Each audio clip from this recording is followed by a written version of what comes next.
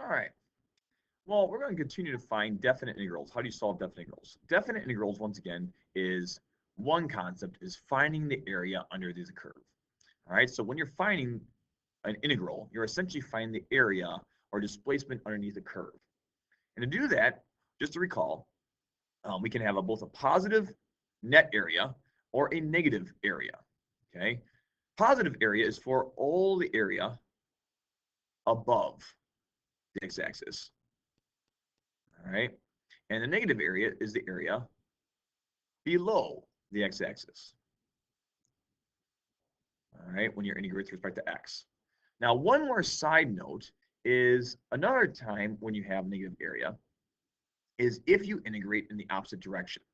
For example, if I integrate from b to a, all right, b to a, all right, and if my function dx, this would actually essentially be the opposite of whatever the integral from a to b is of f of x. That's one thing you probably want to write down. So essentially, if I had an easy little function right here, all right, and here's b, and here's a, and I want to find the integral of this, because I'm integrating from b to a, and this is above the x-axis, but because I'm going in the opposite direction, I will have to have actually the opposite sign that I would have with the normal a to b function, all right, because we're going in the opposite direction. So finding areas when they're negative is when it's below the x-axis, and also when you integrate in the opposite direction, right? Opposite direction. And that's when you'll have an opposite area. All right. Well, with that information, a little review. Let us find some areas of the curve. And we're going to do this geometrically.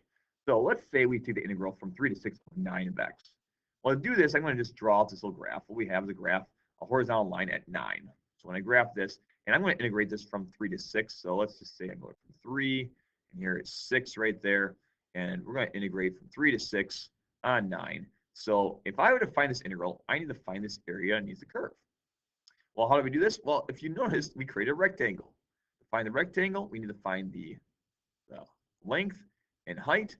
And what our length is going to be 6 minus 3, which equals 3, times our height, which is 9. So 9 times 3 equals 27. And that is our integral. And that's our area of the curve. All right, let's try another one. Let's say I have this right here.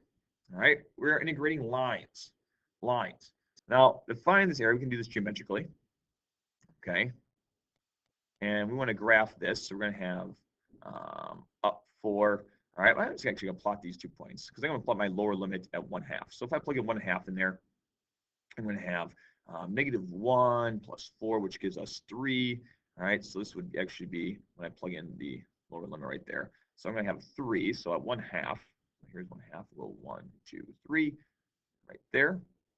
And then I'm going to plug in for my other one. I'll get a different color here. Plug in 3/2, so we'll have -3 plus 4, which will give us 1. So over here at 3/2, so 1.5. So right there, I'll say this is going to be 1. And we create our little line, and it goes on forever and ever. Amen. All right.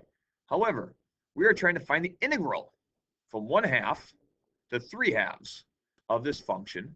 Well, if I do that, I have to break it up like so. And what actually I create is a trapezoid.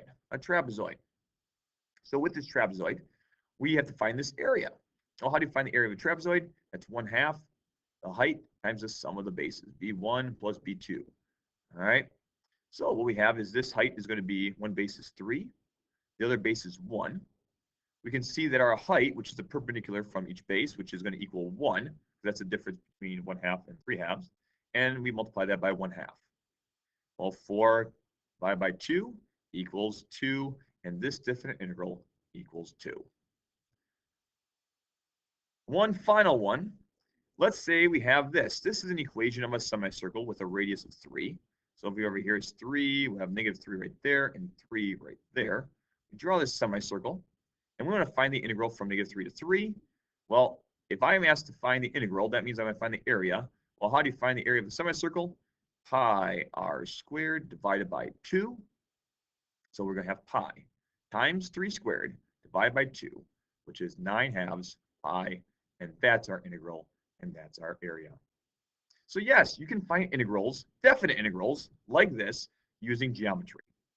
You use that a lot in the AP tests and a lot of other things, but essentially, it also understands the concept that when you find an integral, you're finding the area under a curve. Good luck and God bless in the rest of your problems.